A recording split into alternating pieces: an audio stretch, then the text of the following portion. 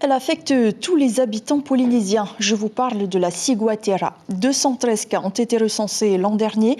Des chiffres stables, mais possiblement très sous-estimés selon les scientifiques.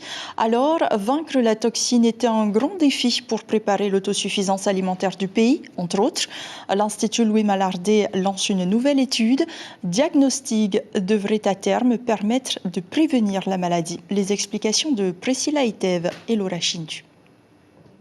En apparence, tout va bien pour Christine Levin, mais depuis qu'elle a été contaminée à la ciguatera en mangeant du poisson dans un restaurant de Punaauia il y a 3 mois, elle est toujours confrontée à des troubles neurologiques. Il y a 1 semaine, j'ai commencé à manger du poisson. Je mangeais petit à petit, mais tu sens qu'il y a un petit truc en fait dans ton corps qui va pas. Je sens en fait la gratte. T'as l'impression que ton sang est en ébullition, quelque chose qui fait qu'il y a quelque chose qui ne va pas.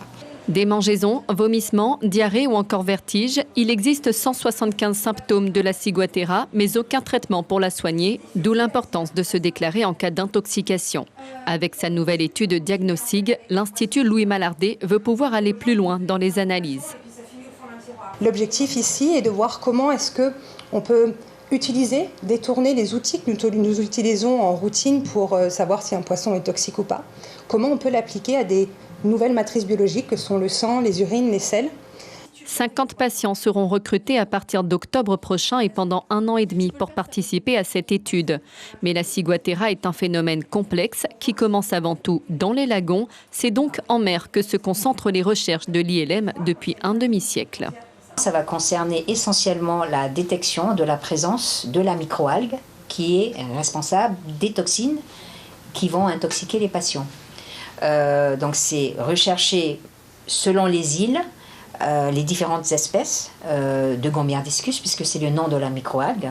Sur les 19 espèces de microalgues toxiques dans le monde, 7 d'entre elles sont recensées en Polynésie, dont la plus dangereuse.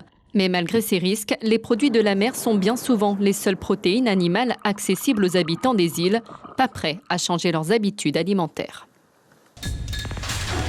L'information en continu sur Polynésie la première, Internet et réseaux sociaux.